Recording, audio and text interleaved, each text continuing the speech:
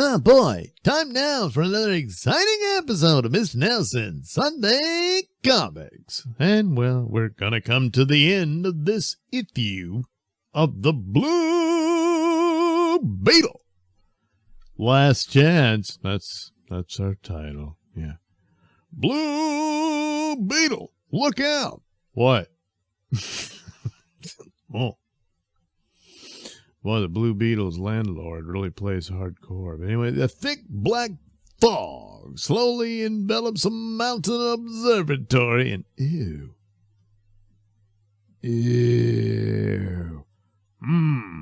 Where'd that come from? That's what I was asking. We probably don't. It doesn't look natural. Well, let's hope it isn't, because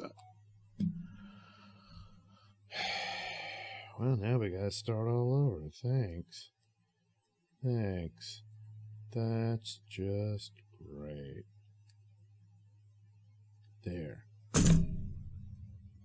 Cheers.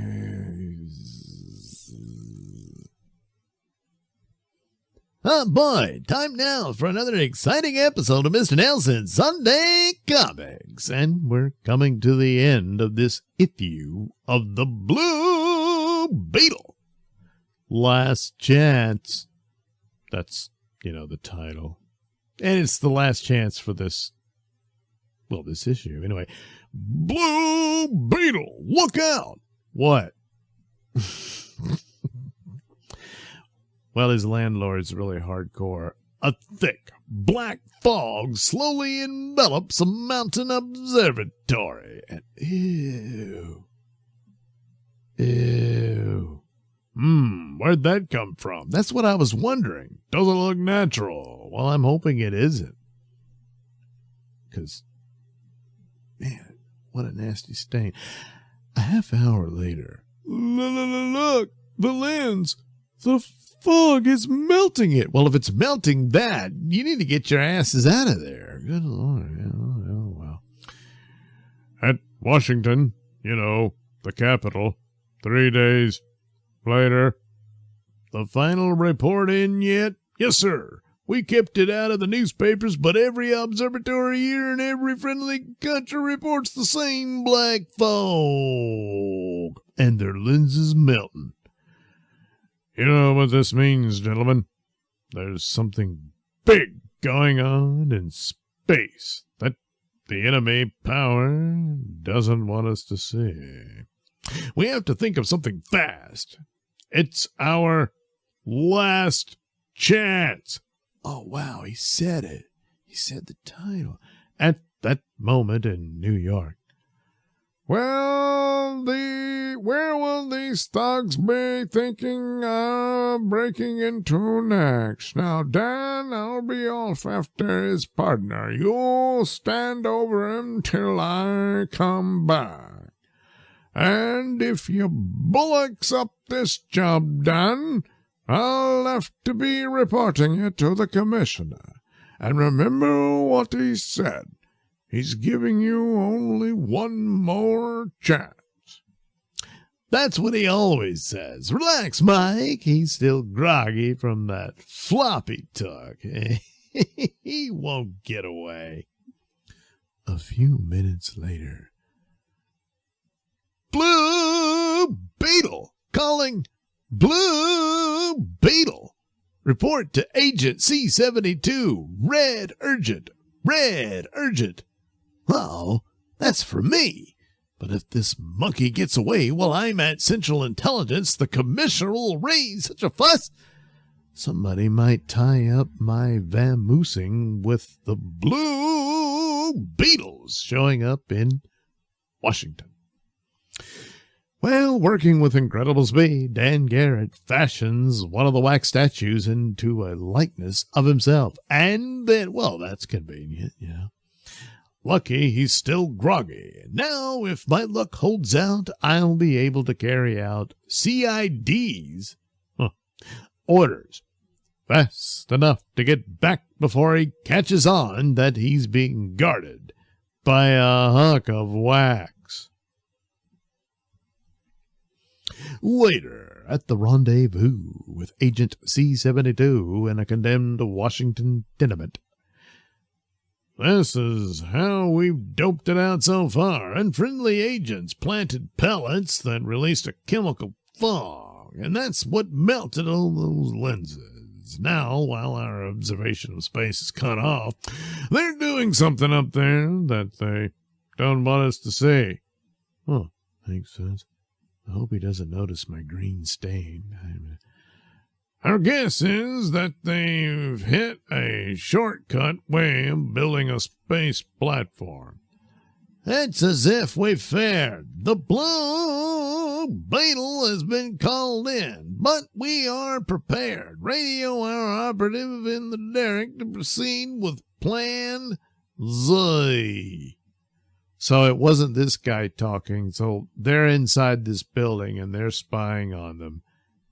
And the guy's still talking. Well, all right. The derrick is in position. If Plan Z does not delay the Blue Beetle, nothing will. Look, it's coming right for this building. Sit tight. It's still on the backswing. Didn't think I'd be playing ball tonight. Oh, couldn't break in time, and the chain snapped. Have to get rid of this somewhere so nobody'll get hurt. Hey, it's slipping. I dropped it.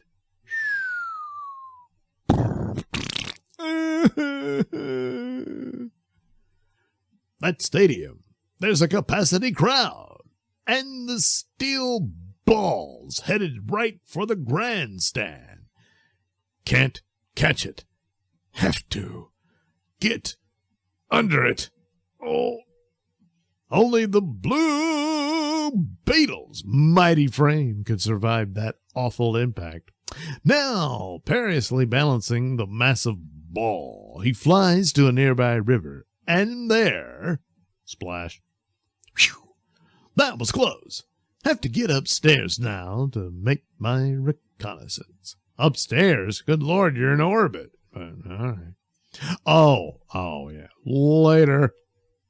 Agent C-73 was right. If they ever get to mount a atomic cannon on that space platform, they'll be able to browbeat the world. Oh, wait, that's Blue Beetle saying that. Damn it! Well, it was Blue Beetle making a funny voice. Better get closer. Might be able to tell how far they've come along. Oh, my God, green turds. What? The Blue Beetle, so intent on his reconnaissance he doesn't see the meteor pack hurtling toward him. Well, you need to pay attention, stupid. Until it's too late to swerve. Can't get out of the way. No time. But there is time to start spinning at super velocity, even as he continues his upward flight.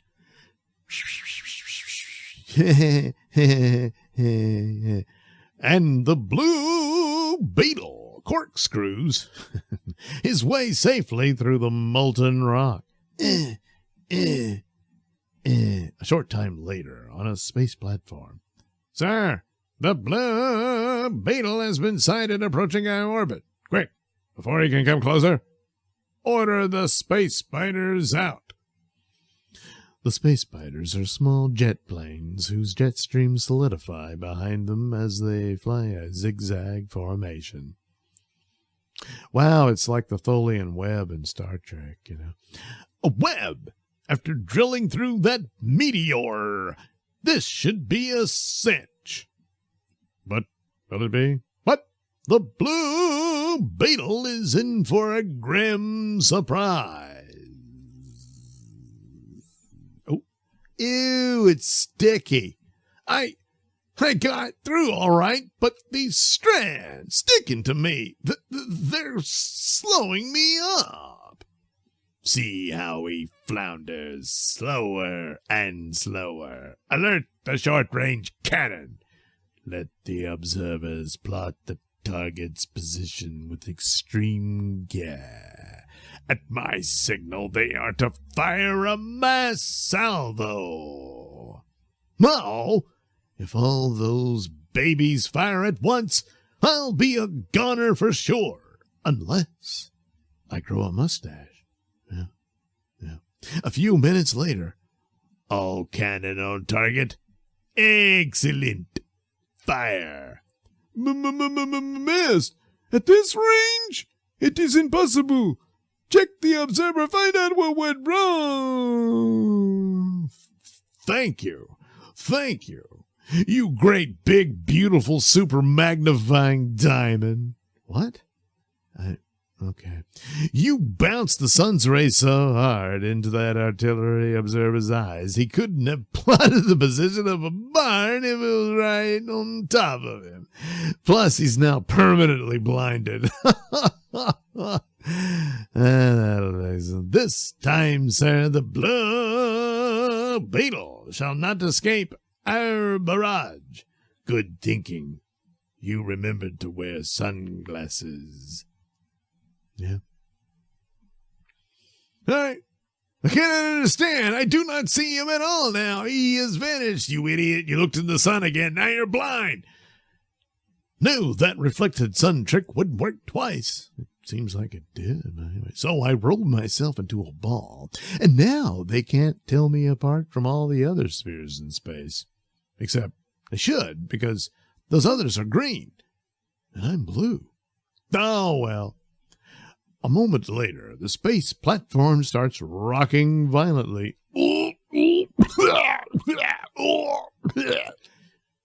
Nobody out here but us blue beetles. And if I'm rocking the boat, it's because there's no other way to scrape these web strands off. So he's just smearing them on the side of the station. All CID asked for was a reconnaissance. But these roughnecks started the infighting first.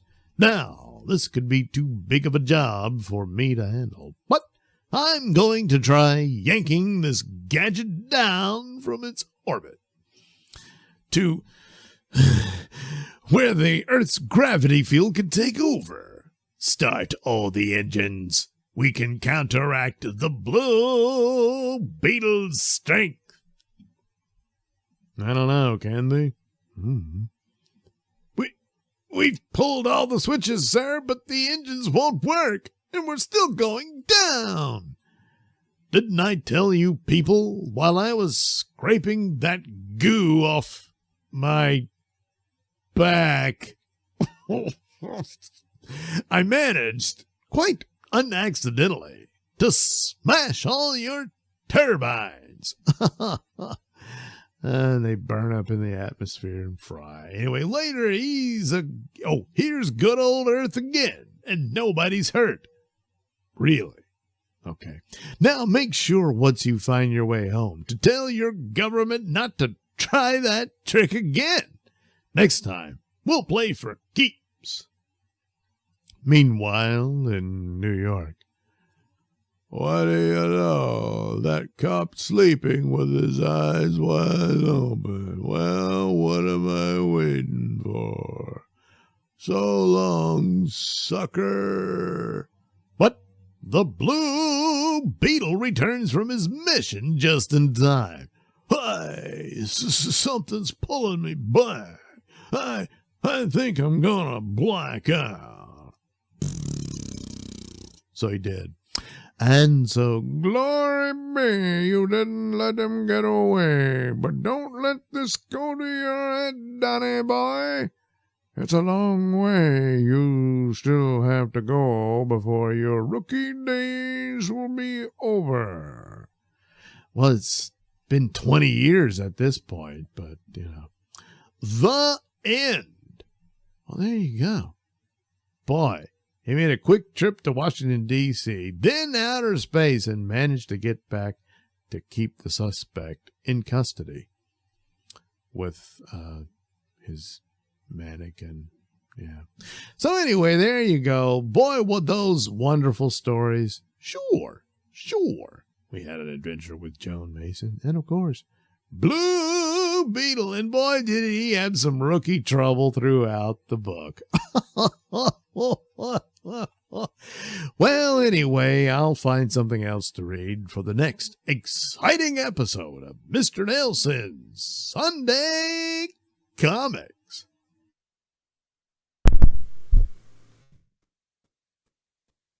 All right, there you go. That was the Blue Beetle. Yeah, that's right. I pre-taped that because I'm dead tired to do these Sunday shows and, read it. So I taped it last week and I played it now. But don't worry, I was here. I'm still here. Dead Punk Gage says, Dan Garrett, yes. Dead Punk Gage, and then Blue Beetle shits himself on the field of honor. More than likely, yeah. Chronos Godwisen, that is a proper space station. Yeah, it is. It's similar to what they showed off in, 2001 Space Odyssey. Yeah. Why do I have I don't know, whatever. Hearing echo everywhere. But anyway, Dead Punk Gage, Blue Beetle auditioning to be Space Ghost or something. Well, he failed. Dead Punk Gage, I think Blue Beetle ripped off the Phantom's look. I guess, yeah, it's very similar. Originally, he was a ripoff of the Green Hornet. And, it was really brief, but he was a guy in a trench coat and a fedora with a little mask. Basically top to bottom Green Hornet. And then they quickly decided, hey, let's rip off the Phantom instead, I guess. And so he stayed in that little outfit there until they killed him off and replaced him with Ted Cord. And then he lasted for a good long while. And then they killed him off and replaced him with Jaime Reyes as the third Blue Beetle and all that. So, yeah. Dead Punk Gage, they were definitely different. I'll give you that. Yeah. Well, what's his name? The Phantom. He didn't have a little mini skirt, so that's different. That is different. All right. Well, that didn't really take up the hour, did it? So I thought I would go look at some little news items specifically for comic books. And, if you follow my Wednesday comics, Thew, yeah, oh, I forgot it's going to show that stupid thing. I wonder if I can turn that on. No, I can't. Oh, well, don't worry, you'll be fine. But, because it's the only way for the super tip thing to work. Not that it matters, no one gives me super tips. Anyway, Atlas Entertainment sets Red Coat movie with Jeff Johns' Ghost Machine. So, and I really like the Red Coat. I like I haven't read all of the Ghost Machine titles, but quite a few. So, Jeff Johns is back in the film business. Atlas Entertainment and Jeff Johns' Ghost Machine comic book publishing company are officially turning Johns' Redcoat comic series into a feature film. Deadline reports the adaptation is moving forward with Johns scripting the movie based on a story he developed with artist Brian Hitch. Redcoat launched in April 2024 and instantly sold out, becoming one of Ghost Machine's early breakout hits through Image Comics. Oh, I didn't know that. I liked it, but I wasn't sure if it was doing well. It turns out I guess it did. So, Charles Roven and Alex Gartner are producing for Atlas Entertainment, with Roven praising Johns and Hitch as a standout creative team. The story follows Simon Pure, although you'll discover he's far from it, a British deserter who accidentally becomes immortal during the American Revolution and ends up battling a conspiracy set on destroying America. The tone is described as big, pulpy, historical action, similar to Pirates of the Caribbean or Indiana Jones. Gartner highlighted Pure as a strong character that can anchor a franchise, calling him funny, charismatic, and roguish, the kind of personality designed to lead an ongoing film series. What Deadline didn't mention is that Atlas Entertainment is an investor in Ghost Machine. So it's not surprising the company is fast-tracking a film adaptation of Redcoat. That was the entire point of launching Ghost Machine's comic line. Create creator-owned IP, not IP, and immediately build a pipeline from comics to film and TV with full ownership intact. Ghost Machine, founded in 2023, has positioned itself as the first creator-owned multimedia universe. In addition to Redcoat, John's titles include Geiger and Rook Exodus, all developed with the intention of becoming cross-platform franchises. I would have thought they'd go with Geiger first, because he started that out even before he came up with Ghost Machine and all that, but well, I mean, I'm sure that, well, like it says in the article, that's the intent, you know. But that being said, they did write them as good comic books. There's tons of comic books that were clearly written to be adapted into television or films. But they're pretty well-rounded series unto themselves, and the artists are top-notch. So he did it the right way if you're going to do it, you know. Anyway, Jeff Johns and Charles Roven already have a long history together from their time shaping DC projects.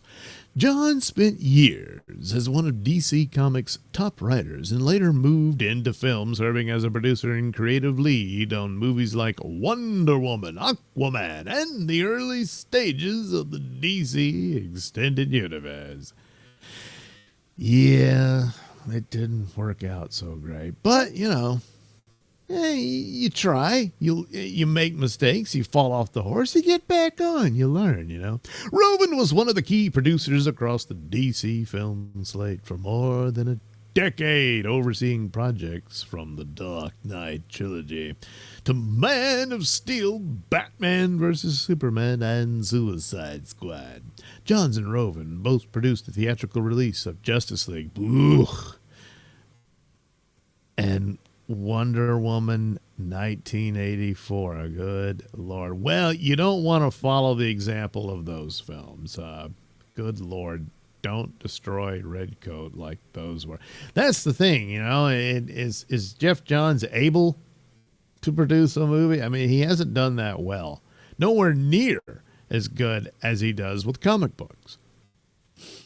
So, if he can match what he does comic book wise, then he'll have a hit on his hands.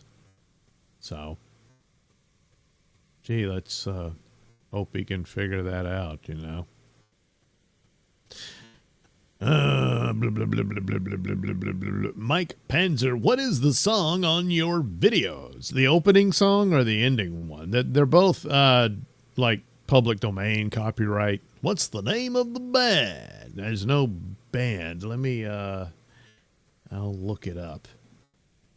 I've got my my folders where I keep all my stuff.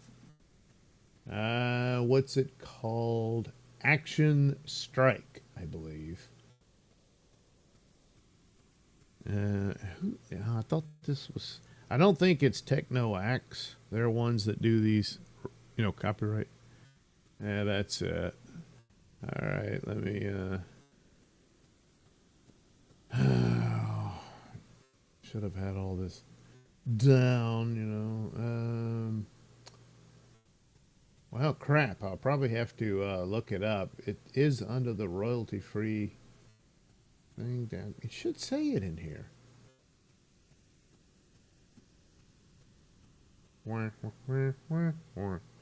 I mean, I've used it I don't know how many times, when you think one, it says it's public domain, you put it in there, and then YouTube will say, well, there's a claim on this. This isn't a strike, but it's a claim. Like, jeez, I thought it was.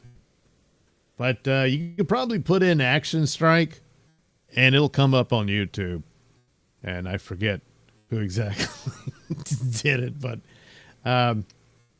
that's what that one is called. As for the ending theme, that one is called Smooth and Groovy, I believe. Yeah, here it is. Let me See if it'll show me the artist's name. It just says smooth and groovy 70s style theme. So it does have a smooth and groovy 70s style to it, you know. So, but it's another one of these royalty free, and you can use it on YouTube and whatever you want it, you know, whatever video you want to post and that sort of thing. So that's that. That's the theme songs of Mr. Nailsin Sunday Comics. But like special things or something, like when I do a series these days on like crime comics that are about gangsters and stuff, that's other royalty free stuff I've got for that. The some of the horror related ones, especially during Halloween or whatnot, and whenever I think I got a couple of AI songs I just made up or prompted, you know. So that's, you know, that's what those are for. I think that's about it. But typically the ones I played today are the main ones, because it's kind of, the opening one kind of sounds like a Batman movie or something. You know, it's for superhero stories. I don't know. I don't think I haven't come up with one for like the sci-fi stories and stuff. So I need to do that. But anyway, that's the deal, the dealio on all that stuff. Did it? Oh wow, it switched right over. All right, this will work. I thought I had to go and get it. So another comic book related story, which is fitting, you know. Scott Snyder says using absolute Batman as modern political commentary would be diluting its universal message about standing up for people. And yet, he just did that.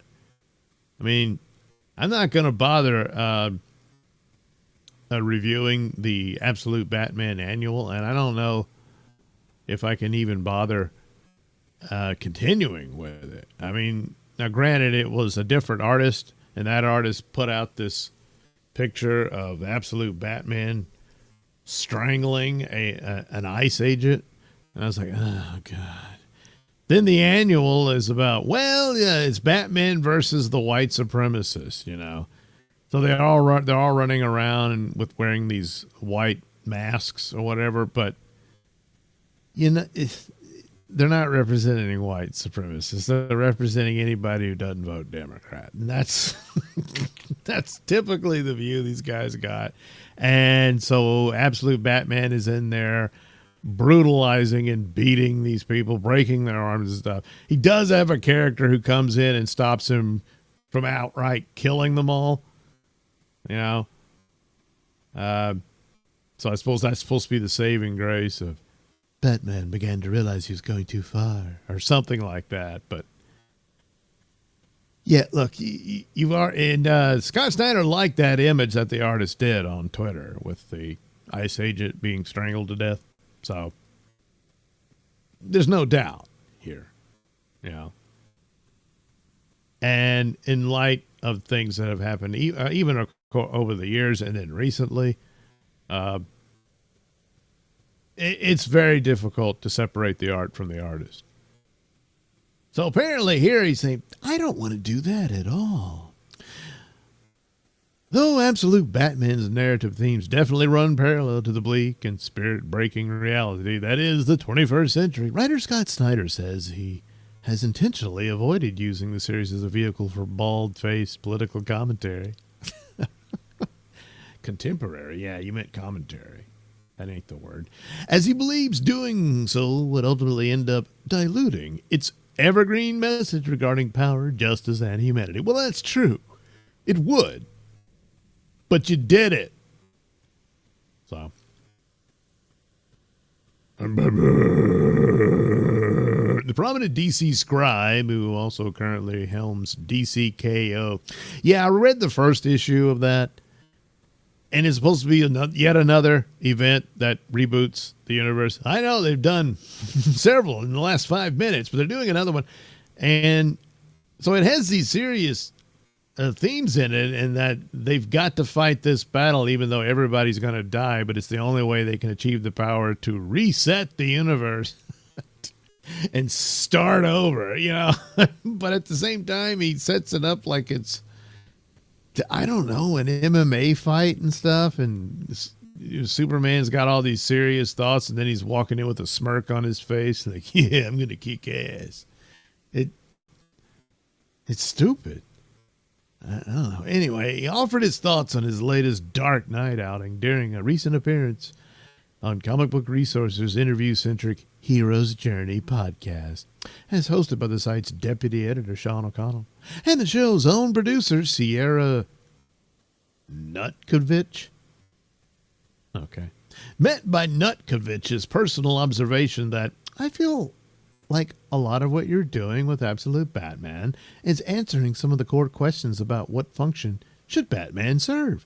Snyder affirmed with what he would later jokingly describe as the longest answer possible. Okay. The entire thesis of the Absolute line was to burn these characters down, well, to their core aspects, and then try and rebuild them in ways that felt really personally resonant and exciting to us now. I thought it was supposed to be evergreen, with nothing sacred except those core elements of what makes them who they are on a character level. There was nothing precious about Batman except sort of the DNA. And so taking him down to the studs, like the idea was to try and figure out what that was, at least for me. And what I came up with for myself was that Batman is just a kid who suffers this terrible trauma, and instead of letting that defeat him or turn him dark, uses it as fuel to make the world better, and uses it as this kind of, this gasoline to become this indefatigable engine of change. And that's it. No, he turns dark in the series. Pretty dark. So, guess maybe he'll get better later. I don't know, but he's a pretty dark character in this. But then again, it's just about everything in there is. But really, there's nothing new. It's an Elseworld series. They've been doing that for a couple of decades now. What if Batman was in the 1800s? What if, all that? So, it's nothing special. But I mean, it's, he's got his own look and everything. But anyway, so if you just accept that, then everything else is malleable. He doesn't need money. No, he does. I mean, he's got to be stealing some money or something. He's got a lot of stuff, and his job doesn't really explain that. Plus, he's hardly ever at it anymore. So, he doesn't need a cave. Well, he's got a place. But he doesn't even need a butler or Robins. Well, Alfred isn't a butler, but he's there, and he ends up in the same function. So, the drama can happen differently than it did. Well, the only difference is, and it's significant, is that only his father died. His mother's still alive. So, there's that. And so it became this incredibly exciting project where it was very much about the most resonant and heroic version that I can create in this particular moment. If something you're so used to, like Alfred as helper, suddenly feels less exciting, he's a helper. He's a helper in this story. It's because in this moment, it feels like the more of a challenge Batman faces, the more of an underdog he is. The more energy he carries as somebody who kids can relate to. And that you want kids to relate to this violent stuff. And that was a huge aspect of it. Like this, you want kids to relate to a scene like this. So here he is. Batman doesn't want to go too dark, you understand. He's not letting the trauma of the death of his father bring him to a dark place. So in order to deal with this criminal Black Mask here, he's going to stab his eyes out with his bat ears. Yeah. Looks like it hurts because Black Mask is going, "Aye," There you go, kids. Can you relate to that? All right. So, full disclosure, I never planned on writing Absolute Batman. I don't buy that. I don't know why you would even bother. But maybe the thing was suggested. And anyway, let's read it. I'll read it. It was the one that I said I would not write. No matter what. It was, the template, the example I gave as the here's the sample house, like when you come to look at houses. I had done this process in my head with Batman because I knew him the best out of the character and was like, well, you could do him like this, where instead of having money, he grows up working class. And the trauma that forms him is more like a mass shooting. And the Joker is rich. And those three aspects, I had a triangulation and was like, you could do something like this. Well, the idea of him being working class and stuff was something taken from the Aronofsky, that director that was going to do a Batman movie. And he wanted him to be he didn't want him to be rich. He wanted him to be working class and living in a mechanic's house or something like that. Anyway, after we went to a few people in scheduling, personal reasons and all kinds of stuff just kind of got in the way. Ultimately, it was James Tinian who called me. I was right where I am now. It was snowing and I was walking around and he was like, I have somebody for you to do Absolute Batman. And I was like, who? And he was like, you idiot. And then they made out, And he was saying to me, his point was really well taken. The thing you're most afraid of is going back to Batman. You're encouraging all these other creators in the Absolute line to take their biggest swing and to make this about having these characters go up against the things they're most afraid of in the world and about themselves right now. That's kind of what I don't believe a word of this. Why even do that? What, he was supposed to be the overall editor of all these books, or was he actually pushing? It seems like he would have, I want to do Superman. And they're like, no, Scott, come on, you're the Batman guy. And a lot of this seems like it wasn't even his idea to begin with. It's like DC is like, hey, we're going to do our own take on these characters like Marvel's doing with Ultimate line. So, hey, what can you come up with? Plus, I remember him saying he was originally going to call it Batman AF. And I guess that it would all be Superman AF and all that. So, which is it, Yeah. I don't know. I guess he burns it down. Anyway, I took it to heart. For me, the idea of what Batman was so at the core of this. And the second thing that was really at the core was trying to make something that would inspire my kids. The way Batman inspired me back in the day. And he still does. But in that really formative moment when I was 9 or 10, and he became so real to me as a means to go up against the things I was afraid of. So the things you're afraid of, you wanted to gouge its eyes out, because that's what these characters exist to do, right? They're why does it repeat? Does he really talk like that? They're each kind of a specialized way of going up against your fears. Superman says to you, I'm the most powerful, most kind of capable person in the world, but I see something special in you. And that's his way. Wonder Woman is like, let me show you by example and lead you because I believe in you. And that's her way of making you brave. Batman's way is kind of be like, what is the deal? What? Anyway, Batman says, I don't really care if you're looking at me or not. I'm just doing my own thing.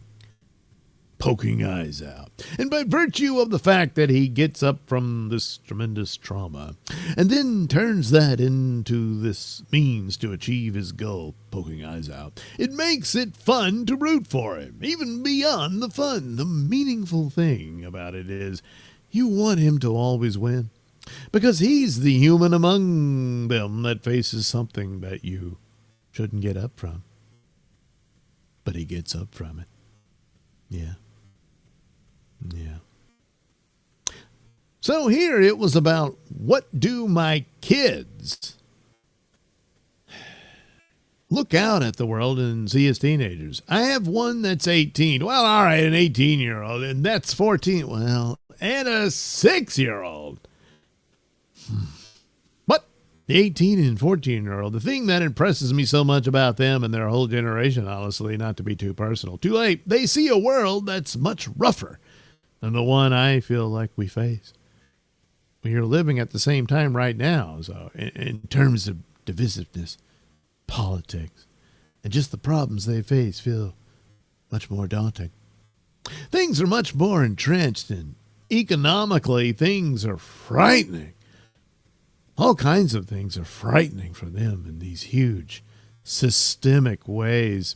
And yet they are very determined not only to change the world, but to just not get beaten down by the state of things and the zeitgeist, and instead to refuse to accept things the way they are in the world, such as we're handing it to the good Lord, man.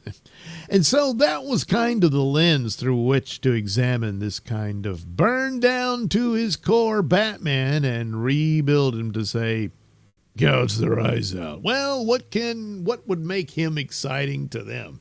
Gouged eyes.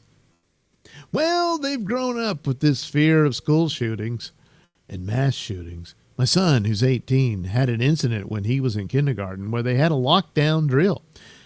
And they didn't realize he was in the hallway getting water.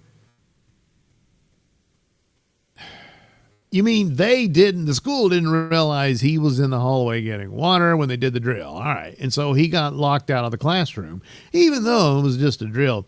And for the rest of the year into first grade, he wouldn't go to school without a thermos because he never wanted to go get water again. He still gets water, though, right? I mean, you mean he brings it. He's got water with him all the time, but I mean, it's just these things that you realize they have very different terrors than we did. And Batman, if he's going to mean something to them, he's got to engage those. So Batman carries water in his utility belt, too. They don't feel like they have access to billionaire stuff. Billionaires are antagonists in their world in a lot of ways. See? It's good to hate billionaires because they're billionaires and you're not. So why not make that the Joker? Yeah, billionaires are villains, and make Bruce this. So that was kind of the whole primordial soup of it, and that's where it came from.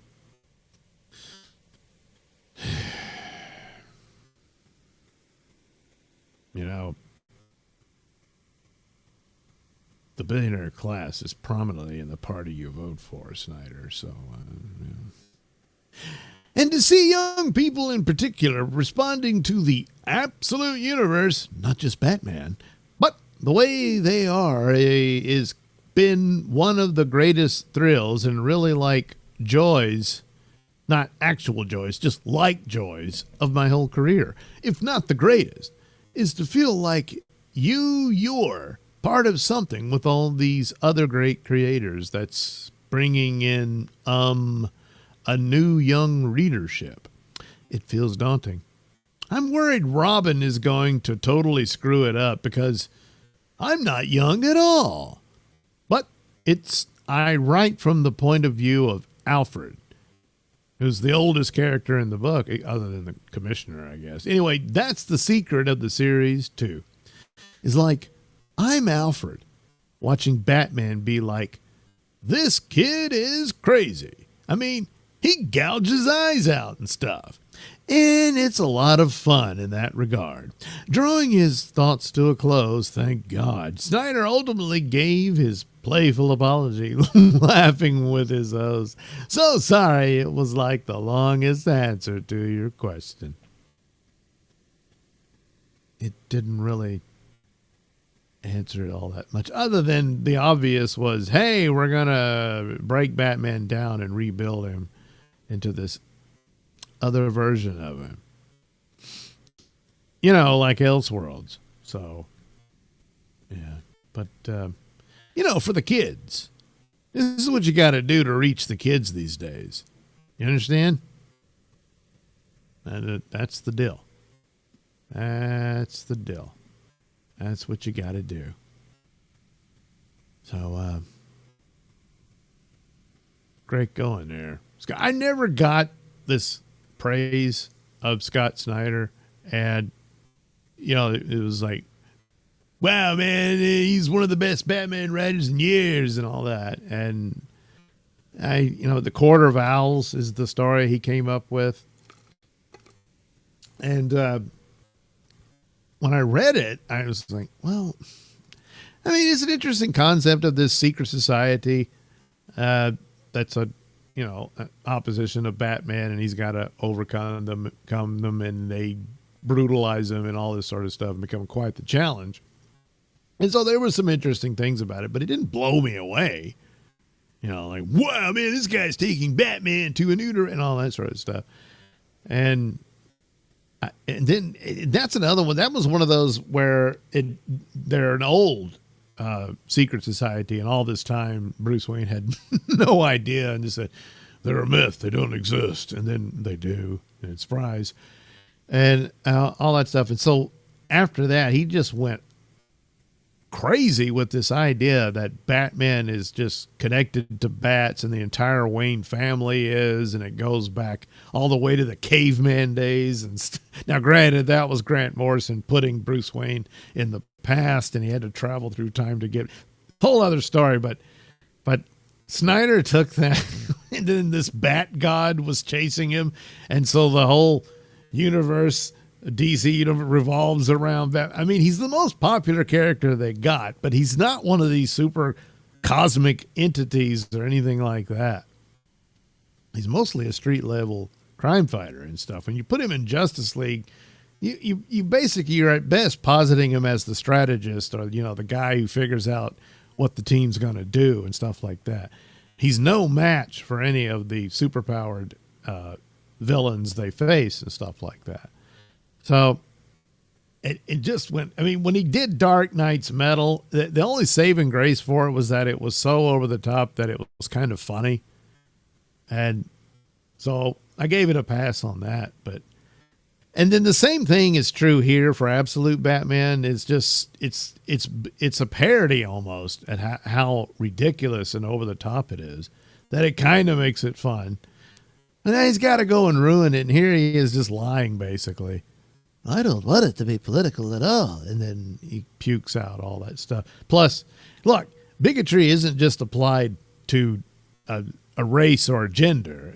It can be applied to professions or state of being, religions, what have you. Or in this case, billionaires. You know?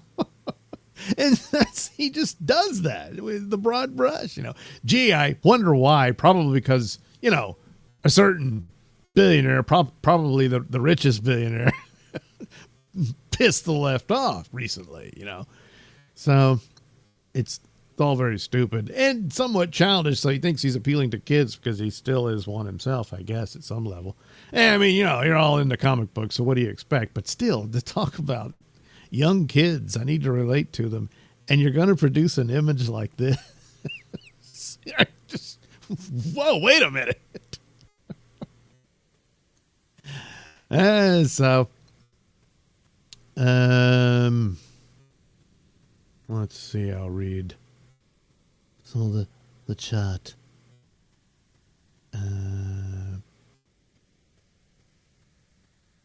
Blue Beetle, Green Hornet. Yeah, I can see that. Yeah, the Blue Beetle began as a ripoff of Green Hornet. I mean, even he had briefly had a radio show, and it's top to bottom a ripoff of the Green Hornet radio show.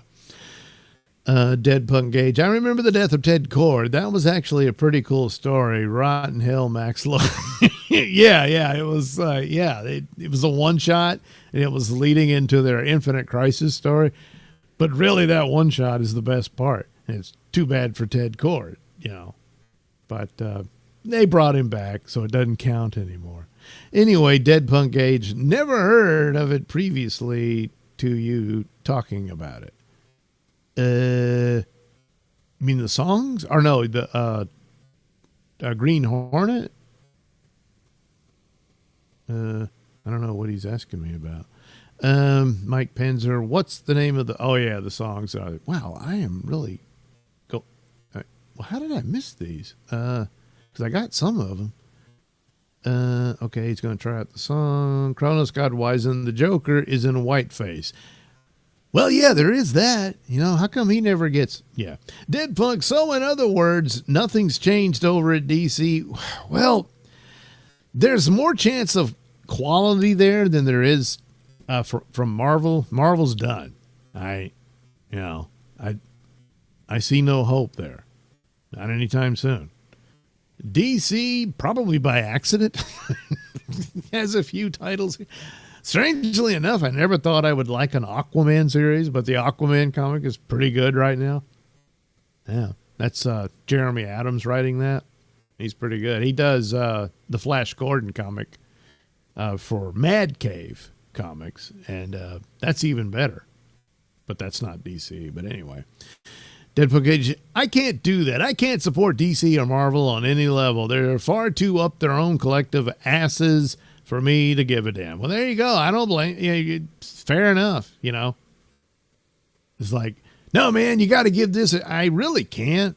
I mean, even though, yeah, like I said, there's some titles, but overall, it's just a matter of, hey, when are they going to pull the rug out from under you, So, yeah. So by bastardizing them and hopefully rebuilding them in their own yeah. Dead Punk Gage. So what if Batman is Antifa? Because that's kind of what it looked. Yes. Yeah.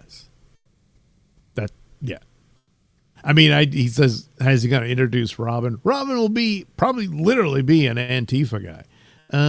Kronos Godwisen. What if the Batcave was a roller disco? There you go. That's what it should have been. Yeah, it's a gimmick, Dead Punk Gage. Yeah, it's real heroic to break the neck of law enforcement just because you don't like the law. Snyder is a self-righteous, pretentious bag of shit. Yeah. Darren Aronofsky. Yes, that's it. Thank you. Right. That was... he was going to do a take on Year One, but it changed so much. Well, Bruce Wayne,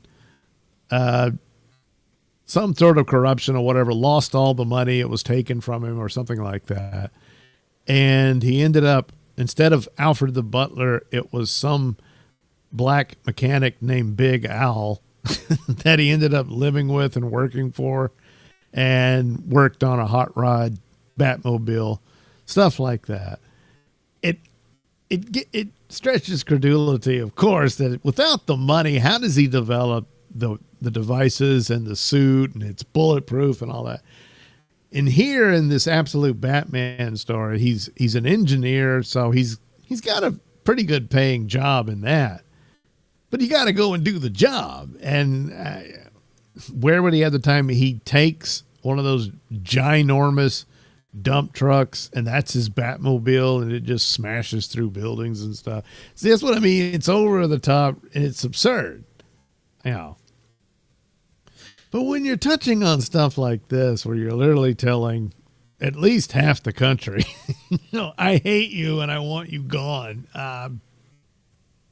It's a tough pill to swallow, don't you think? Dead Punk Gage, inspire your kids to do what exactly? Oh, we already did that one. Oh, no. Snap a police officer's neck because you're pissed about who got voted into office. Pretty much, yes. Deadpool Gage. Things have been economically bad since 2008. Try something new. Yeah. Chronos Godwise and Build Back Better. What a scam. Yeah.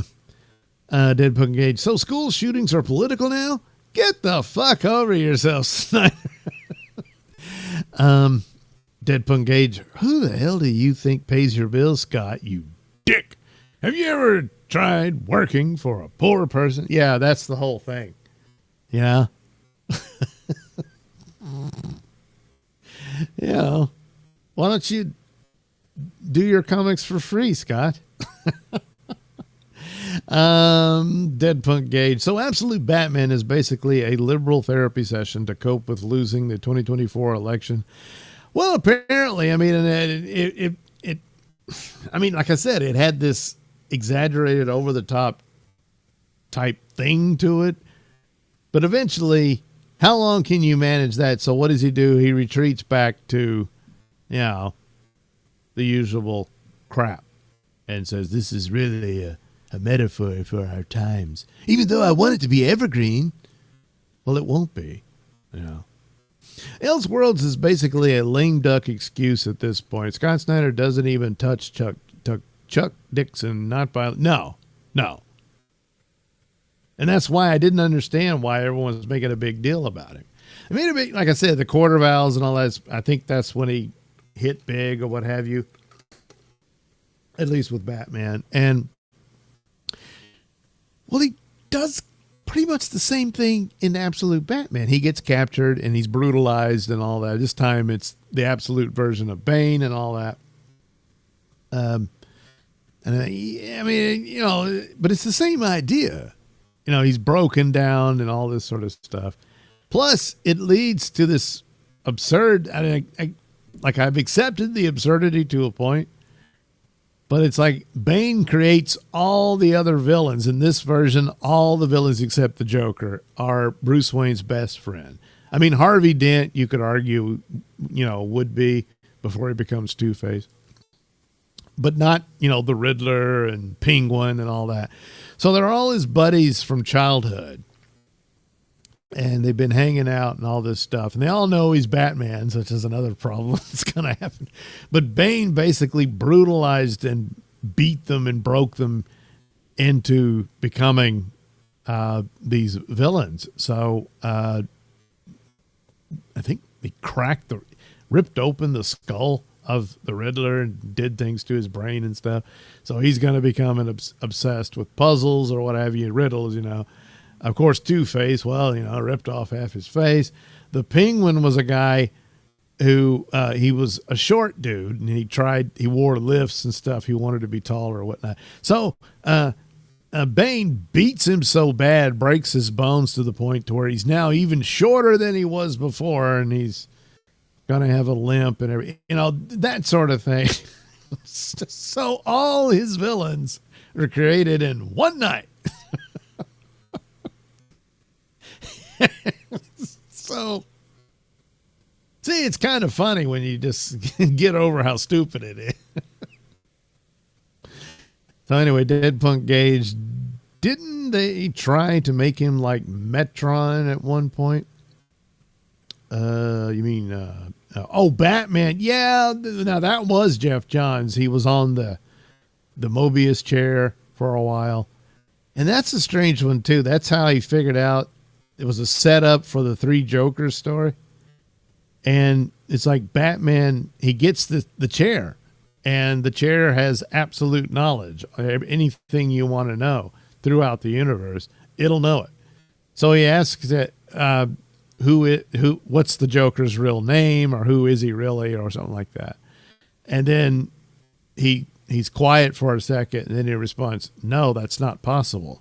So he's like, what did he mean? So later on, we find there's three distinct Jokers. So apparently the chair was telling him there's three Jokers. And the problem is, in the Three Jokers, it ends with Bruce Wayne saying, I've always known who the Joker is.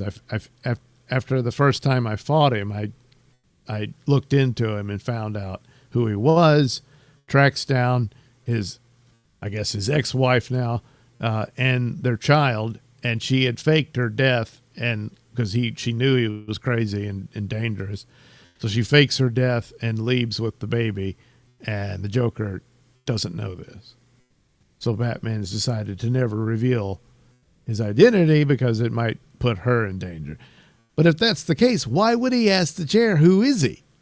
He already knows. So it's like, that is bizarre, because Jeff Johns is a much superior writer than Scott Snyder is. But good Lord, did you drop the ball there? What the hell? You forgot? I don't know. Deadpunk Gage. It's a parody of the 90s extreme era characters of Obrecht. And a lot of, absolute Batman looks like a 90s Image comic, you know. Deadpunk Gage, when you were talking about Jeff Johns' comic at Image, what do you mean? I don't know. I'm kind of lost on that one. Deadpunk Gage. He will be the Carrie Kelly Robin, and she'll be black and queer and Antifa. Probably, yeah. Big Al. Wow, how original and not at all stereotypical. Yeah. Yeah, that's what they were going to do. Wouldn't it have been easier just to have Jervis? I thought it was Jarvis Ted. Maybe, yeah, Jervis Tet's the Mad Hatter. Just mind control everyone. Seems too excessive. In this scenario, I don't know. Cronus Godwisen, all his villains are ex-girlfriends. Yeah. Deadpunk Gage, the payoff to that was crap. 3 Jokers. Yeah. I'm like, where is this going? And what is it? Or was it? I thought it was going to suggest that they were, you know, there was alternate Earth thing and the multiverse is back or something. I don't know. I don't know what else you could do, but that was that there were guys that the Joker broke and turned into Jokers and all that. That's just stupid. Deadpunk Gage. I never heard of John's comic previous to you mentioning it. Oh, well, the red coat? Yeah. I know. They're saying, we got to make a movie about this. So they're going to make a movie about it. I like it. I think it's really good. And I've really been impressed with Ghost Machine.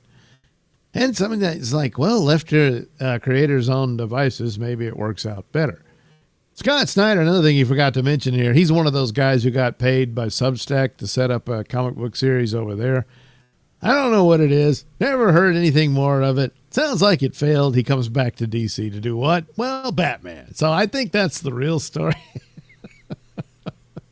And they wanted to do something to compete with Marvel's Ultimate line, which this isn't new. They did this with All-Star comics. They had All-Star Superman and All-Star Batman. And the All-Star Superman was really good. The All-Star Batman never got finished with Frank Miller writing it and Jim Lee drawing it. And, well, they never finished. So it's got great art by Jim Lee and everything, but I don't know where Frank Miller was going with that. I think he said he wanted to tie it in to The Dark Knight Returns and all that, but Deadpunk Gage, not gonna lie, I thought it was gonna be something like the Joker was Bruce's brother that got hidden away because his folks knew he was still. Yeah, and sooner or later they're bound to do that. Because now they had Grant Morrison did that with that Dr. Hurt guy that may or may not have been Bruce's long lost older brother that his parents never told him about or something like that. But yeah, that's just crap. Don't do that. It's like the dumb thing they did with Jor-El coming back for that. The Dr. Manhattan saved him. Then he comes back and says, I got to take your son, Kal-El, to teach him how to be a Kryptonian or some crap. And then just disappears with him. And then his son ends up a prisoner of the crime syndicate on Earth 3 or whatever and gets tortured, comes back, now he's gay. I don't know. I mean, it was like, what's the deal? They hate Jor-El now for some reason. And then I guess maybe that's what inspired James Gunn to make him a racist fascist or something. I don't know what the hell all that was about, but yeah, it's stupid. Dead Punk Gage, I remember All-Star Batman. I'm the goddamn Batman. That's class. Yeah, that's what he said. I'm the goddamn Batman.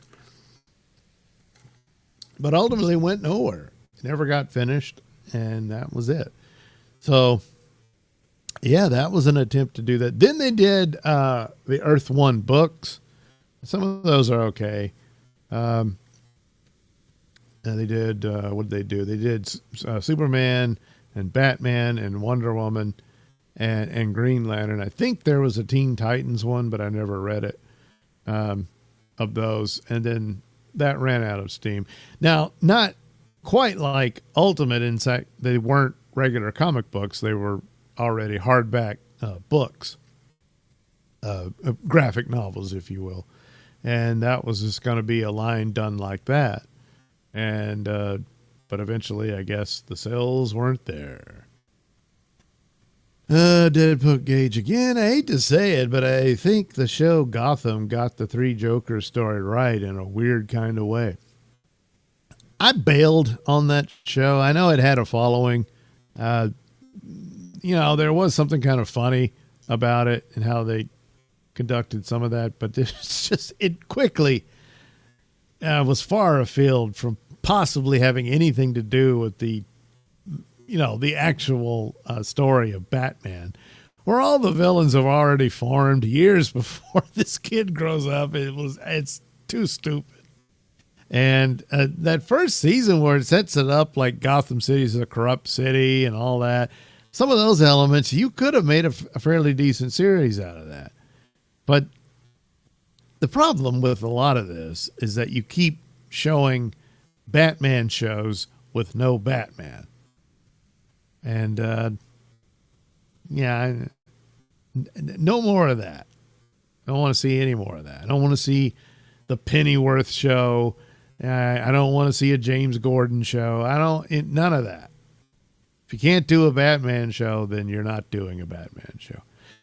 Maybe, just maybe, a Nightwing show. They did that Titan show, and the guy who played Dick Grayson in that was probably the best actor to play him.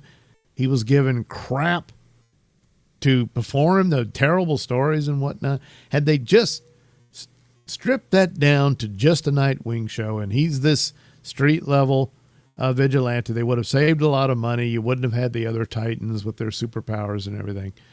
And done it up like that, and try and pay attention to the Netflix first 2 seasons of Daredevil, you'd have had a pretty good show, especially since they allowed for Bruce Wayne to appear and in silhouette and shadow a Batman. You could have done it something like that, but mostly concentrate on this grown-up Robin who becomes Nightwing and go from there.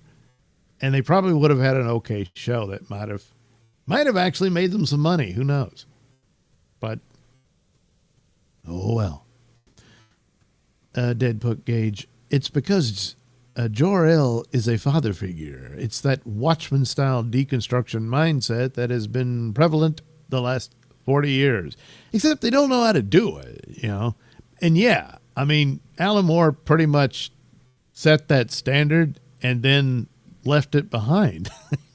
When he was doing Supreme and then Tom Strong and all that, he was actually regurgitating and showing that there was possibilities for templates long established with superhero stories, but nobody really caught on. I'm sure it is to take down the father figure, although they don't take down Pa Kent just yet, except perhaps to make him a stupid country bumpkin type guy, probably. I don't know, but yeah, they really are going after Jor-El. I understand a Dead Punk Gate. I understand that, but I thought it was overall fun. None of these DC shows were completely anywhere close to the actual continuity. It's all some kind of crap at the end of the day. Yeah, I mean, I just it didn't hold my interest long enough. But it had its run, and there was a lot of people who they liked it, you know. And I guess some of the actors were good in their roles, and it brought them in. So that, you know, it's things like that. Dead Punk Age again, yeah. But Tom King took the ball and ran with it for the. Tom King is he poses as Alan Moore. Tom King is like, it's interesting that he's going to be working, or he is working with Damon Lindelof on the Green Lantern series, which all but guarantees that's dead on arrival. I'll look at it, but the likelihood that those two could come up with scripts for a good Green Lantern show, highly unlikely. But Tom King would have fit perfect with Bad Robot. A mystery box and tease, and don't really deliver.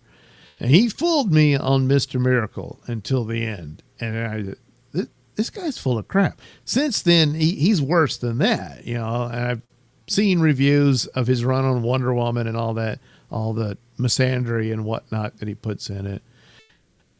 They're doing the Supergirl movie based on his Woman of Tomorrow series.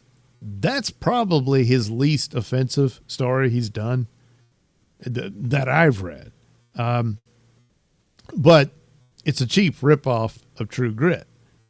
But, you know, that in and of itself, it's not the worst thing he's wrote.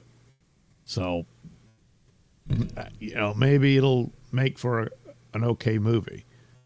But, I don't know. I mean, Superman wasn't all that great, and Peacemaker #2.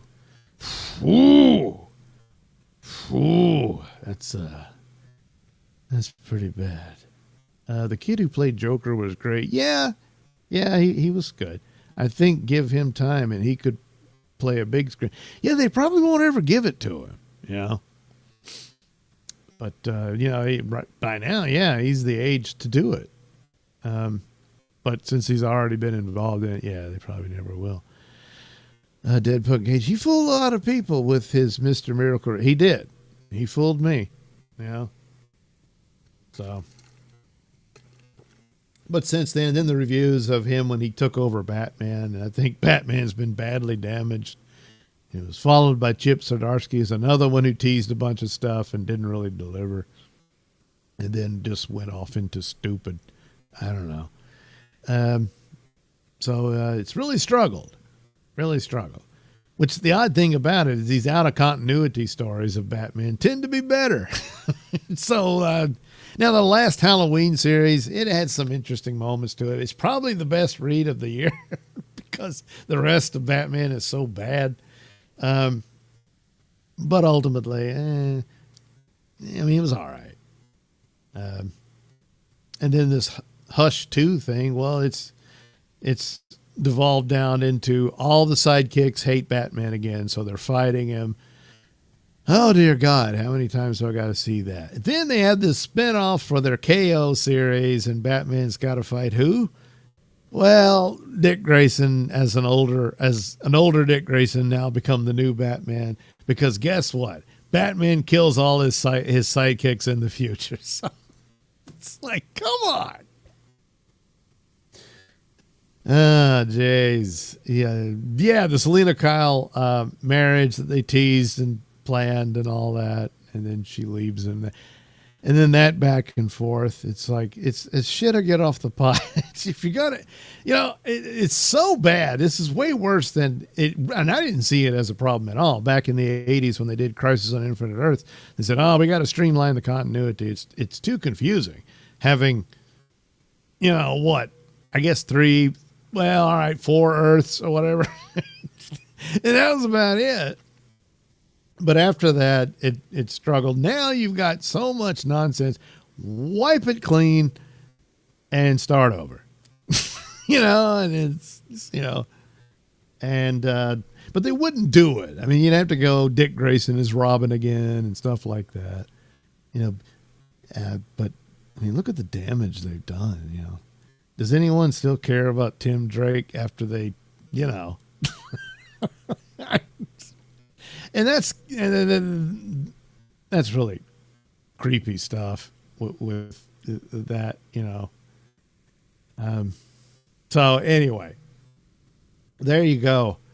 In order to connect with the kids today, you got to stab people in the eyes. Now, I didn't read this issue, so maybe, I don't know. Does Black Mass not have eyes to begin with? Maybe that's the deal. Maybe that's it. Yeah. Time to bring back Azrael again. And they had him in his own series a couple of times, and one of the Justice League series, or I forget. Anyway, give it all the Bobby Ewing treatment. Yeah, well, people could learn a lot from Dallas, you know. They screwed up, and what did they do? You know what? It didn't happen. It was all a bad dream. And so there's Bobby in the shower. It's okay, Pam. You had a nightmare. And so did the audience. Yeah. So, yeah, that's probably what they should do. I don't know. So much damage. So much wasted talent and money. Well, our money. And what are you going to do? Oh, well. There's plenty of old stuff, though. There is. A lot of collections. Check those out. That's always a good idea. Anyway, that's all the time I've got for this edition of Sunday Comics. So we'll meet again at some time. Yeah. So hope you got a kick out of the Blue Beetle. I don't know. I wonder. I guess I ought to look for a Thanksgiving themed comic book. I'll have to look for next Sunday. And then I don't know. Something. There's always something. Probably do another crime comic book. Oh, romance. That's another one. I got an opening for the romance comics. I haven't done one of those in a while. Yeah, maybe I'll do that. Anyway, there you go. Oh boy, my voice is starting to crack. Gotta go. That's time for me to get ready for Betty Bye, because I work nights. So I gotta go to bed and all that good stuff. And then we'll get back to this at a later date. So I'll see you then. Anyway, thanks for watching and listen to me babble on about this. And we'll meet again soon.